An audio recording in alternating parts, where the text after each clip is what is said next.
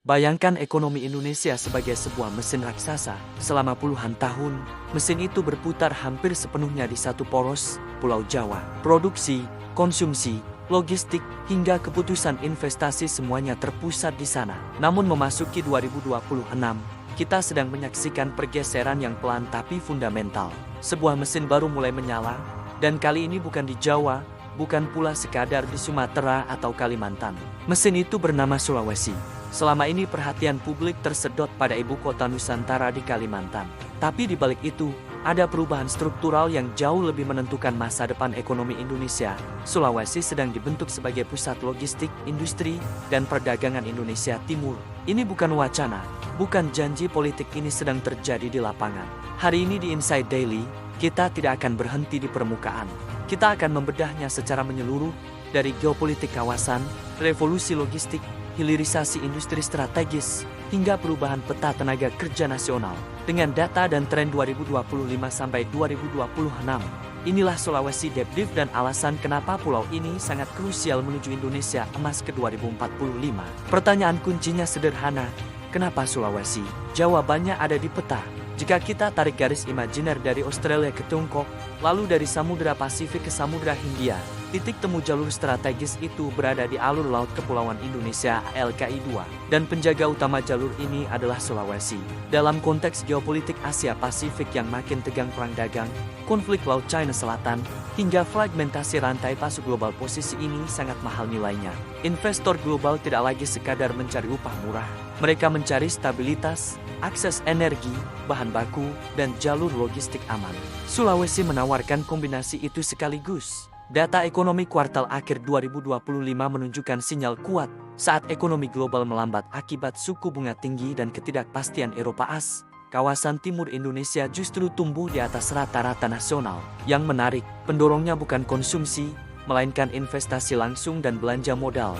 Artinya, uang besar datang bukan untuk berdagang, tapi untuk membangun. Disinilah kita melihat transisi penting. Sulawesi bergerak dari ekonomi berbasis komoditas mentah menuju ekonomi industri bernilai tambah.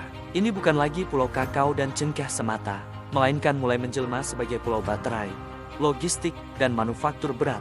Transformasi seperti ini biasanya tidak bisa dibalik oleh isu politik jangka pendek karena fondasinya adalah kebutuhan global. Sekarang kita bicara soal urat nadi ekonomi, logistik. Selama bertahun-tahun, Indonesia menderita penyakit kronis bernama biaya logistik mahal. Salah satu penyebab terbesarnya adalah ketergantungan pada Jawa sebagai hub. Komoditas dari Papua, Maluku, dan Sulawesi harus mampir dulu ke Surabaya atau Jakarta sebelum ke pasar dunia. Double handling, waktu terbuang, dan biaya melonjak. Makassar Newport MNP mengubah permainan itu.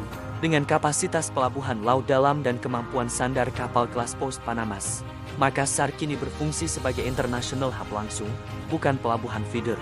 Dampaknya sangat nyata, tuna dari Maluku, kakao dari Sulawesi Tengah, hingga nikel dari Morowali kini bisa langsung masuk jalur ekspor global tanpa memutar. Ini bukan sekadar efisiensi, ini adalah kedaulatan logistik.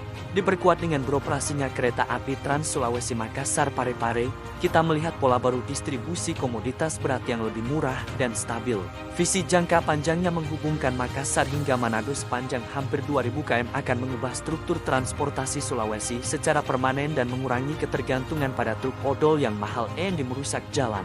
Analisis pentingnya, Sulawesi telah melewati fase infrastruktur simbolik. Ia kini masuk ke fase konektivitas ekonomi nyata. Tantangan ke depan bukan lagi membangun, tapi mengintegrasikan pelabuhan, rel, dan kawasan industri dalam satu ekosistem logistik digital.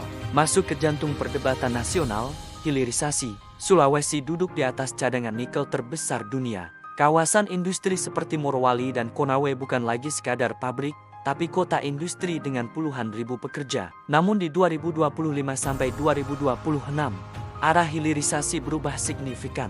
Jika dulu fokusnya NP untuk baja, kini orientasinya bergeser ke MHP dan prekursor baterai kendaraan listrik, segmen dengan nilai tambah jauh lebih tinggi dan relevan dengan transisi energi global.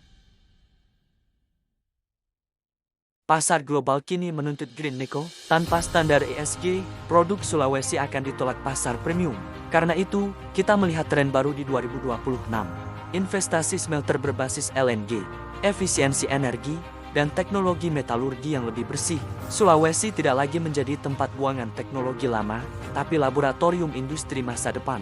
Tekanan global ini, paradoksnya, justru memaksa industri naik kelas. Infrastruktur dan pabrik tidak berarti apa-apa tanpa manusia. Selama ini ada stigma, orang lokal hanya jadi pekerja kasar, sementara posisi strategis diisi tenaga impor. Stigma ini belum sepenuhnya hilang tapi mulai retak. Tahun 2026 menandai perubahan penting, revitalisasi pendidikan vokasi, politeknik industri, dan program Link TNI Match yang lebih serius. Sekolah Garuda di Sulawesi Tenggara dan penguatan politeknik di Sulawesi Selatan menjadi contoh awal. Lapangan kerja yang tumbuh bukan hanya buruh tambang, tapi operator alat berat tersertifikasi, analis kimia, ahli K3, supply chain digital manager. Ini mengubah struktur kelas menengah Sulawesi. Pesan pentingnya jelas, ekonomi industri tidak memberi hadiah pada ijazah, tapi pada kompetensi. Dan disinilah peluang generasi muda Sulawesi terbuka lebar jika mereka mau mengejar skill, bukan zona nyaman. Sulawesi bukan hanya tambang. Justru kekuatan jangka panjangnya ada pada diversifikasi. Tambang bisa habis, tapi tanah subur dan laut luas adalah aset abadi. Sulawesi Selatan adalah lumbung beras nasional, Sulawesi Tengah dan Barat produsen kakao dunia, dan Indonesia adalah raja rumput laut dengan Sulawesi sebagai pusatnya. Maka Sarnuport memperpendek rantai pasok pangan.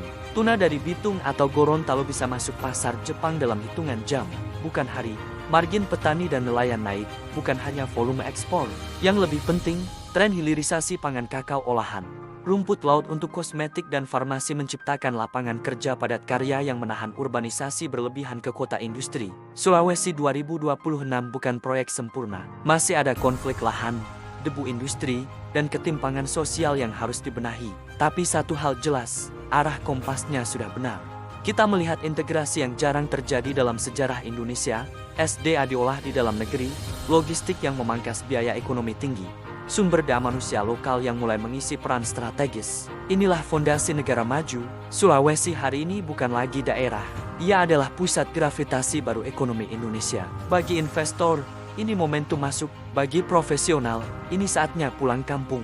Dari pulau berbentuk huruf K ini, Indonesia bukan hanya punya harapan tapi peluang nyata untuk menang.